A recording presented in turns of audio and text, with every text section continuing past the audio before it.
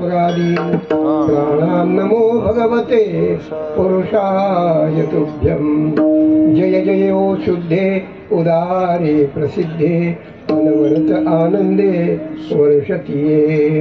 आधार शक्तीच्या अंकी वाढविसी कौतुकी हृदयाकाश पल्लकी परिये देशी निजे। प्रत्येक ज्योतीची ओवाळणी करिसी मन पवनांची खेळणी।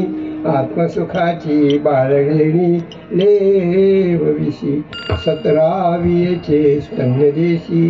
अनाहताचा हल्लरुगासी समाधी बोधे निधविसी बुधावोनी म्हणून साधका तू माऊली। पिके सारस्वत तुझिया पाऊली या कारणे मी सावली नसंडी तुझी। ओम नमो ज्ञानेश्वरा।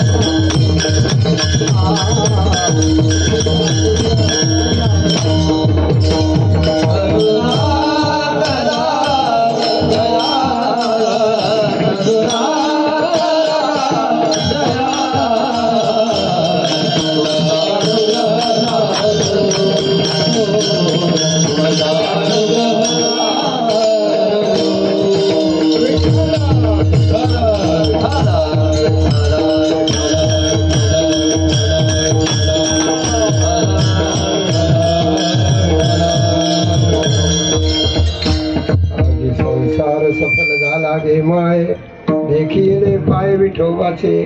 तो मज व्हावा वेळोवेळा व्हावा पांडुरंग।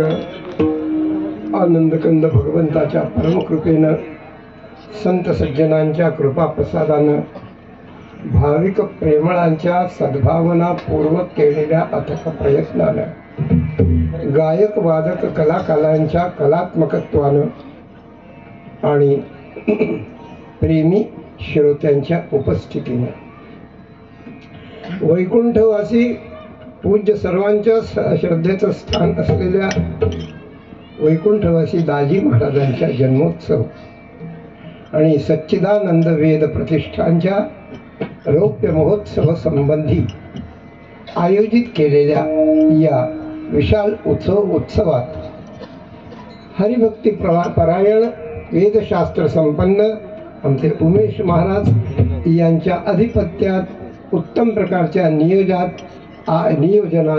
आज आपण उपकार करून या दासाला आजची दिलेली ही सेवा आली आहे।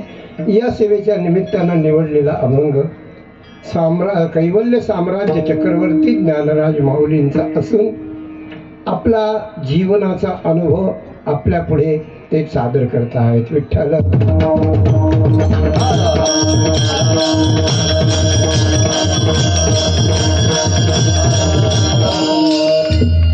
संतांचा अनुभव अलौकिक असतो आणि संतांच्या अनुभवातून माणसाला प्रेरणा मिळते की हे संत एवढ्या मोठ्या पदवीला गेलेत, आपणही काहीतरी केलं पाहिजे अशी प्रेरणा मिळते। आणि अशी प्रेरणा मिळाल्यानंतर मग मनुष्य आपल्या कामाला लागतो। जगामध्ये योगी ज्ञानी तपस्वी जपी तपी मुनी पुष्कळ आहेत, आपल्या आपल्या परीनं साधना करतात। पण एक गोष्ट आहे, एकटे तरी जगापर्यंत पोहोचत नाही किंवा जग तरी त्यांच्यापर्यंत पोहोचत नाही। मुनी कुठेतरी याच्या पहाडाच्या तलहटीला बसलेले आहेत, तिथं कोण जातं? तिथं कोणी जात नाही। आणि जे लोक एकांतात आपल्या ब्रह्मानुभवाचा किंवा आपल्या साधनेचा अनुभव घेणारे ते लोकांच्या पर्यंत येत नाही। काय त्या लोकांना असं वाटतं। यामुळे सगळ्यांच्या जवळ परमात्मा असून त्यांना तो मिळाल्यासारखा होत नाही, तो मिळत नाही आणि संसाराच्या दुःखात लोक खिप्पत राहतात। अशा वेळेस लोकांना कळतही नाही, लोकांची शक्ती पण नसते, म्हणून ते अशा साधू ऋषीमुनींकडे जाऊ शकत नाहीत आणि आपल्या आपल्या महिमेत असलेल्या मोठ्या मोठ्या साधू पुरुषांना जगाकडे यायची गरज पडत नाही, म्हणून परमात्मा गुप्तच राहतो आणि जीव दुःखीच राहतो. विठ्ठल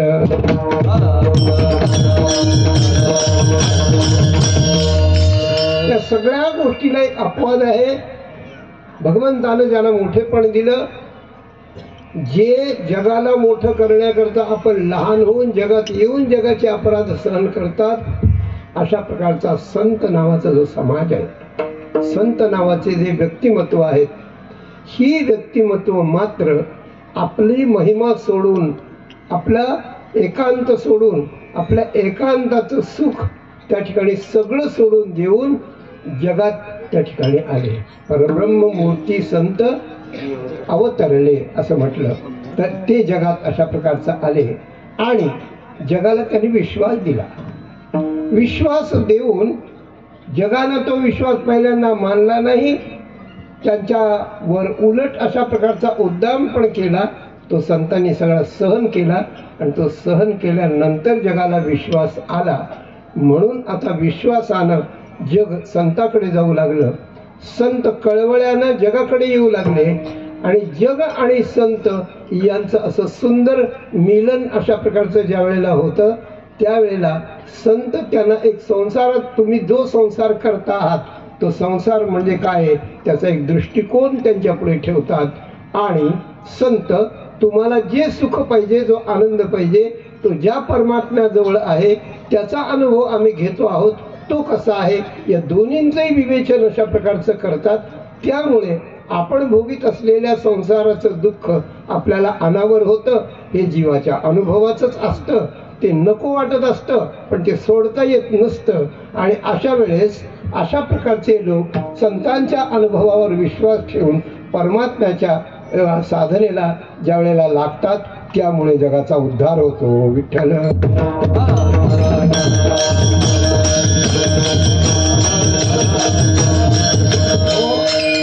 अशा प्रकारानं संत सगळीकडे होतात, परंतु सगळ्या ब्रह्मांडामध्ये हा मृत्यूलोक महत्वाचा आहे.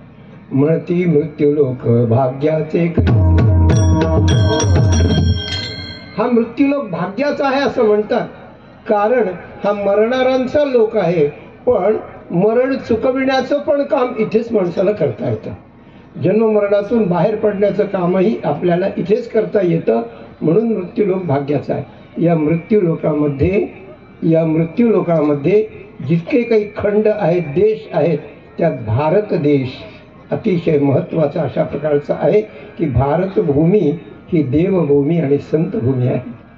आणि या भारतभूमीतही आत्ता सांगितल्याप्रमाणे संतांची मांदियाळी मोठी अशा प्रकारची झाली. ज्ञानेश्वर माऊलीपासून निळोबा महाराजापर्यंत, त्यानंतरही आत्तापर्यंत संतांचं येणं मोठ्या ग्रुपने आहे बरं का. शैले शैलेन माणिक्यम हे जसं म्हटलेलं आहे ना, त्याप्रमाणे साधूंची जमात, साधूंचा समाज नसतो, साधू एखादा असतो. पण महाराष्ट्र त्याला अपवाद आहे. इथे अनेक संत अशा प्रकारचे झाले आणि ज्या ज्या वेळेला जे जे झाले त्या त्या वेळेस सगळा समाज नंतर का होईना पण त्यांच्यावर विश्वास ठेवून राहिला आणि तीच परंपरा आज दाजी महाराजांच्या पर्यंत अशा प्रकारची आली. या संतांनी लोकांना विश्वास देण्याचं काम केवळ आपण शरीरानं असेपर्यंत दिलं नाही, तर ते वाङ्मयाच्या रूपानं चिरंतन करून ठेवलं. तुकाराम महाराजांची गाथा म्हणजे मूर्तिमंत वेद आहे. ज्ञानेश्वर माऊलींची ज्ञानेश्वरी म्हणजे मूर्तिमंत गीता अशा प्रकारची आहे. एकनाथ महाराजांचं भागवत आहे.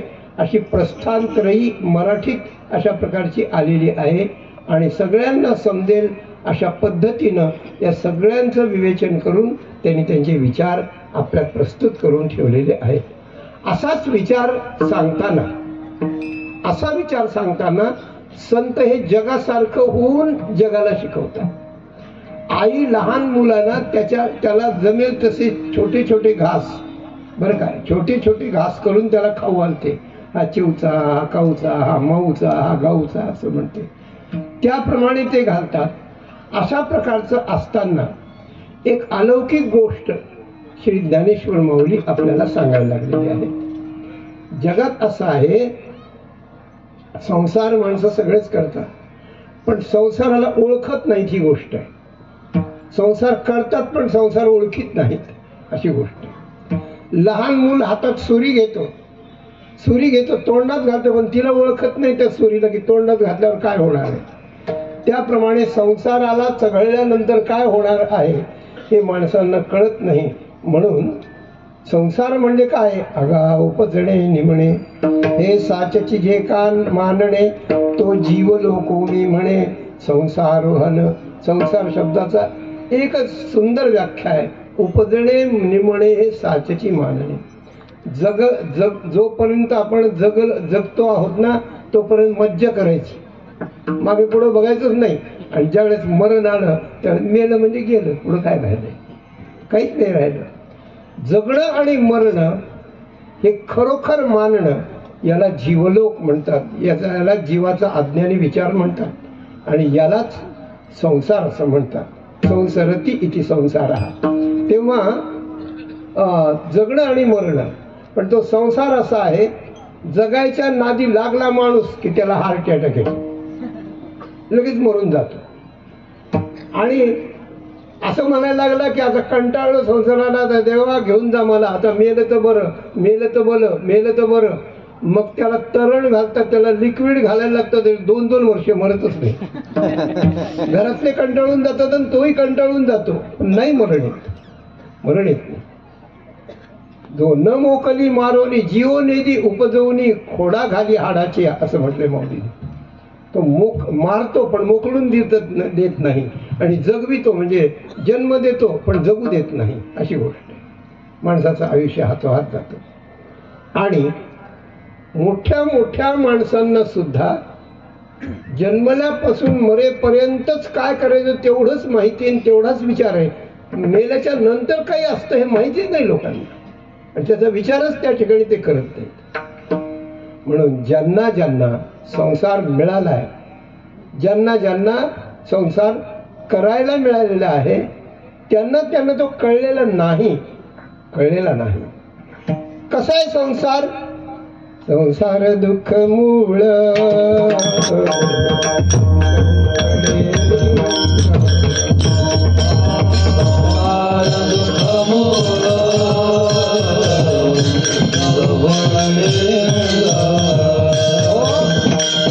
संसार दुःख मूळ चहूकडे इंगळ विश्रांती नाही कोठे रात्रंदिवस तळमळ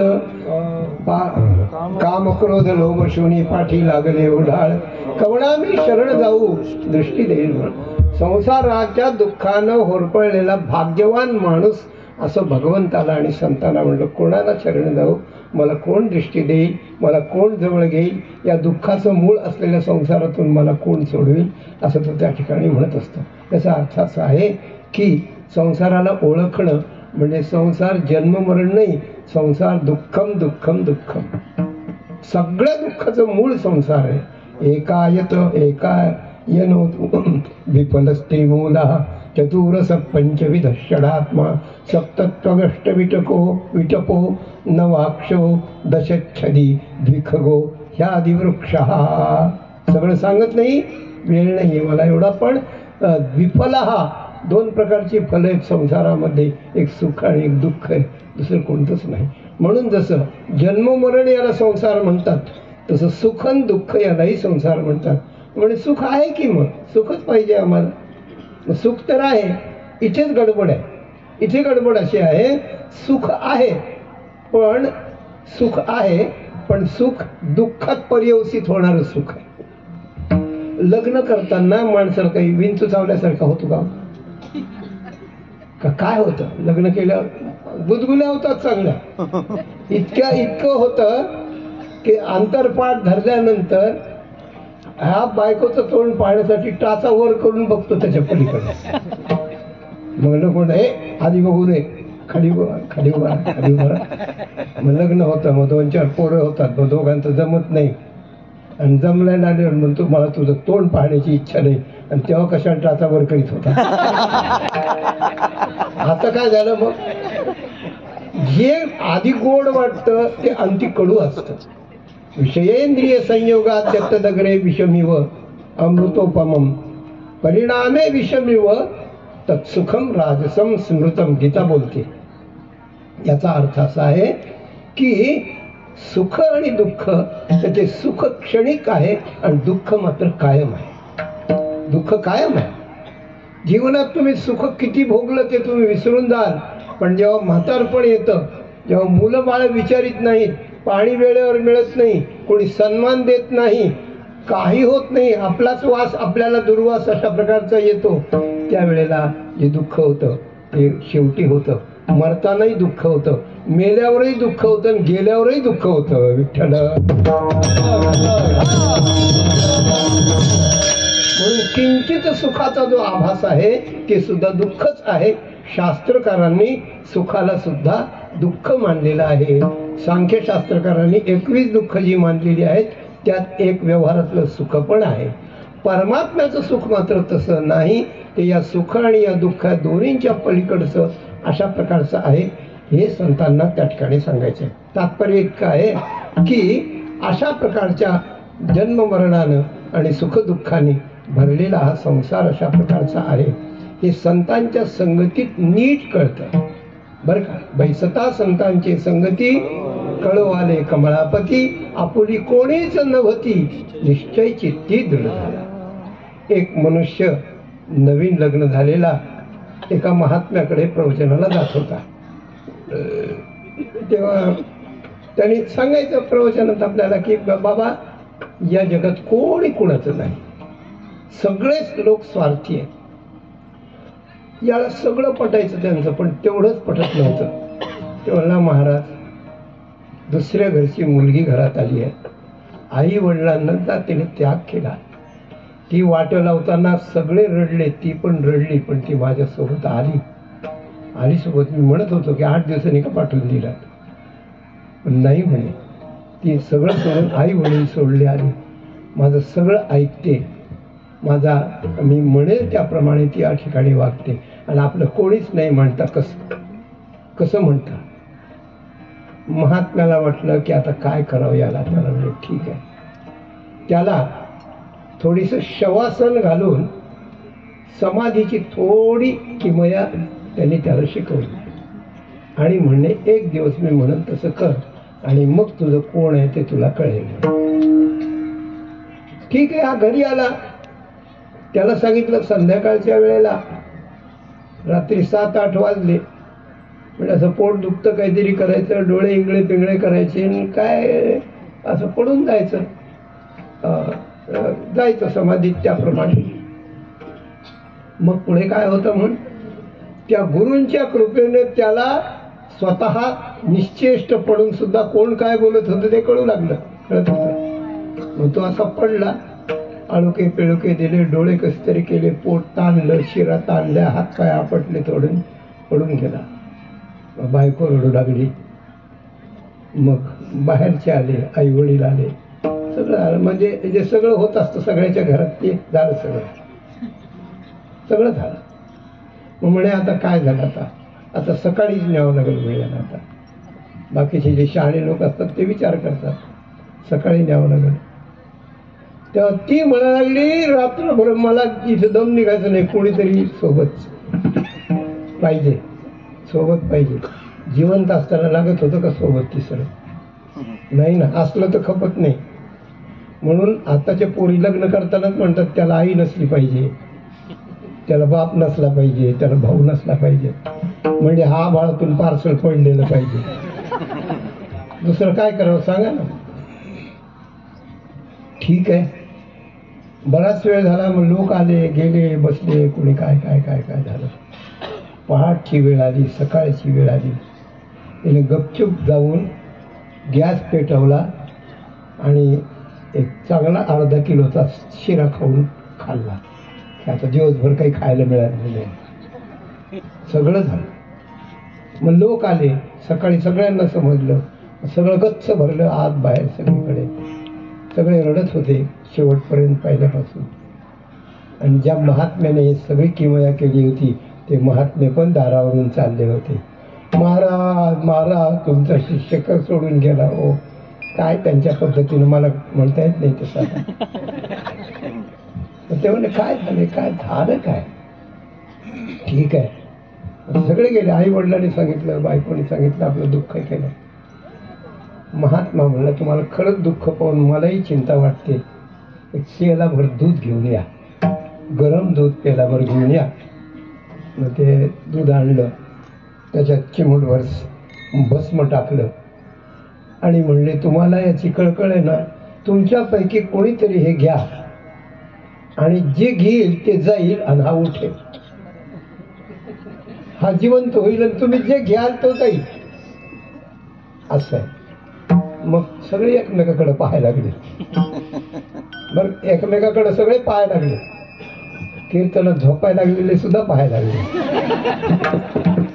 आणि शेवटी महात्माच म्हणला, वडिलांना म्हणलं बाबा तुमचा मुलगा आहे ना? हा बाबा माझा मुलगा आहे. गेला, आता काय करावं आता? नाही म्हणे तुम्ही घ्या ना हे, म्हणजे तो उठल. ते म्हणे महाराज तुम्ही म्हणा मी काय नाही घ्यावं, मी घेतलंच असतं, पण माझ्या मागे हिचं कसं होईल, हिला कोणीच नाही ना, मी एकोणता एकच आहे, आता काय करावं. आई तसंच म्हणू लागली, बायको पण तसंच म्हणू लागली. हे सगळं त्याला त्या ठिकाणी कळत होतं. त्यानंतर मग तो महात्मा म्हणला, बरं तुम्ही त्याचे नातेवाईक असून कोणीच पित नाही, आता मीच पितो म्हणे, मीच पिऊन घेतो. मी मेलो तर मेलो, मग काय करावं आता. मरणार नव्हतंच ते, बस पण काय ते विष थोडंच होतं ते.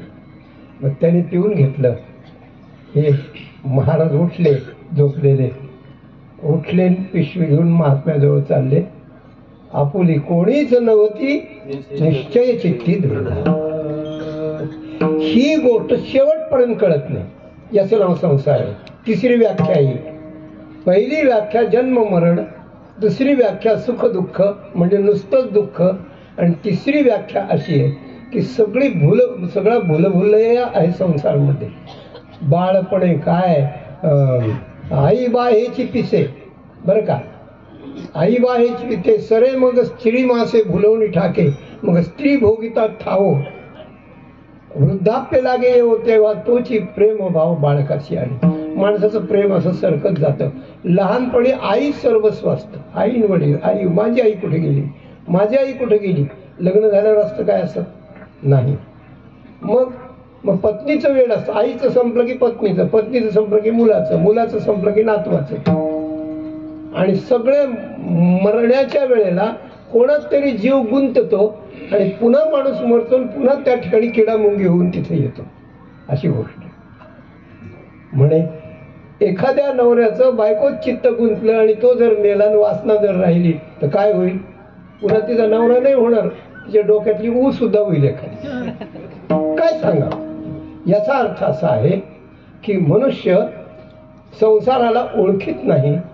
संसार दुःखमूळ आहे. पण ज्ञानेश्वर माऊलींना आज एक अलौकिक गोष्ट सांगायची, अलौकिक गोष्ट सांगायची की विचार न करणारे माणसं दुःख भोगतात.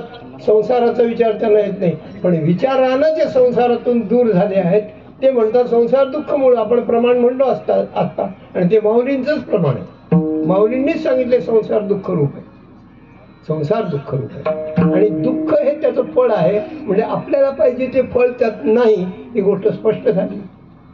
ही गोष्ट स्पष्ट झाली. आपल्याला पाहिजे ते संसारात जर नाही, अशा प्रकारानं आज ज्ञानेश्वर माऊलींनी लोकांना असा चॅलेंज दिला आहे, लोकांना असं आव्हान केलं आहे, लोकांना अशा प्रकारचं आव्हान केलं आहे की या संसाराला दुसरा अभंग आहे, अवघाची संसार सुखाचा करी. संसार जर दुःखाचाच आहे, ठाऊकची आहे संसार दुःखाचा, तो सुखाचा कसा करता येईल? शक्य गोष्ट आहे काय? अशक्य गोष्ट कशी बोलतात, आणि अशक्य गोष्ट कशी बोलतात? अवघा संसार सुखाचा करीन. याच्याही पेक्षा अजून हृदयाला धक्का देऊन मी माझा संसार सफल केलेला आहे, माझा संसार सफल झाला आहे, अशा प्रकारची अलौकिक गोष्ट अभंगाच्या पहिल्याच्या. अवघाचे संसार आजी संसार सुफल